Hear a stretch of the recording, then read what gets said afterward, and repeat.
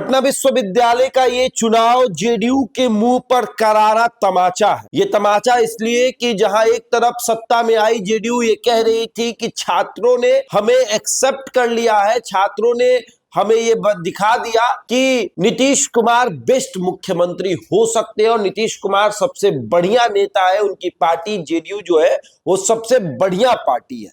लेकिन जब छात्रों का चुनाव हुआ तो उस चुनाव में छात्रों ने ये बताया कि हमें जेडीयू जो है वो एक्सेप्ट हम नहीं करेंगे। 5 पदों पर यूनिवर्सिटी का चुनाव हुआ और इन 5 पदों पर बुरी तरीके से जेडीयू चुनाव हार गई।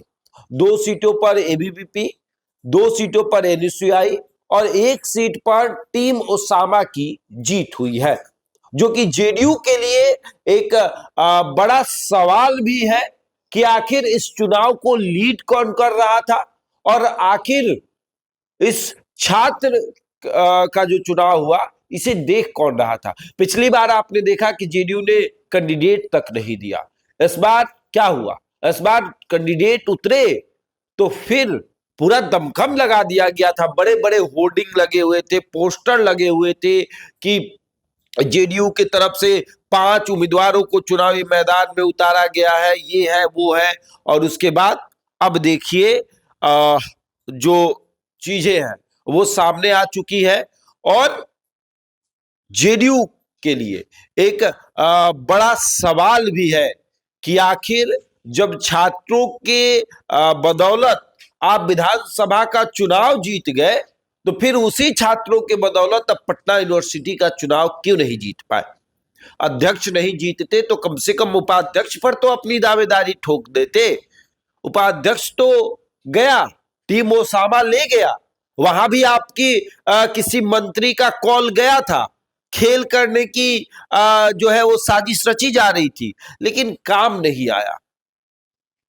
और टीम ओसामा जो है एक ऐसा लड़का जो अपना संगठन बिना बनाए और एक निर्दलीय उम्मीदवार को समर्थन देकर जिता कर ले गया और उसके बाद संयुक्त सचिव जिता लेते, महासचिव जिता लेते। अरे कम से कम कोषाध्यक्ष तो अपने पास रख लेते, वो भी आपसे नहीं हुआ। तो जेडीयू के लिए एक बड़ा सवाल और जेडीयू के मुंह पे एक करारा तमाचा है ये पटना विश्वविद्यालय का चुनाव का रिजल्ट। कल जिस तरीके से देर रात रिजल्ट की घोषणा हुई और ये तय हुआ कि अध्यक्ष पद पर जो है वो एनएसयूआई का दबदबा रहेगा।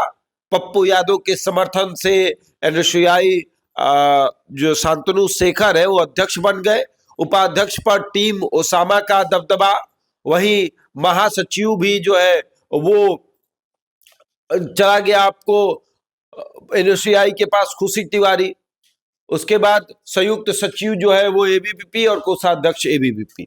लेकिन इन तमाम चीजों के बाद नीतीश कुमार क्या अपने पार्टी के नेताओं से जानने का प्रयास करेंगे? क्योंकि पार्टी लेवल पर अगर एक छोटा सा भी चुनाव होता है और उसमें अगर आपकी हार होती है तो समीक्षा की जरूरत है। समीक्षा की जरूरत इसलिए है कि जहां एक तरफ लोकसभा और विधानसभा में आपकी बेहतर जीत हुई हो, उस जीत के बाद आपको एक छात्र संघ का चुनाव हुआ और उसमें आप चुनाव हार गए तो सवाल बनता है। और इन तमाम सवालों का जवाब तो जेडीयू दे पाएगी कि 5 पदों पर पटना विश्वविद्यालय का चुनाव हुआ और आप उसमें एक भी पद जीत नहीं पाए। बहरहाल इस खबर में इतना ही। बने रहे हमारे साथ और देखते रहे द इंडिया टॉक।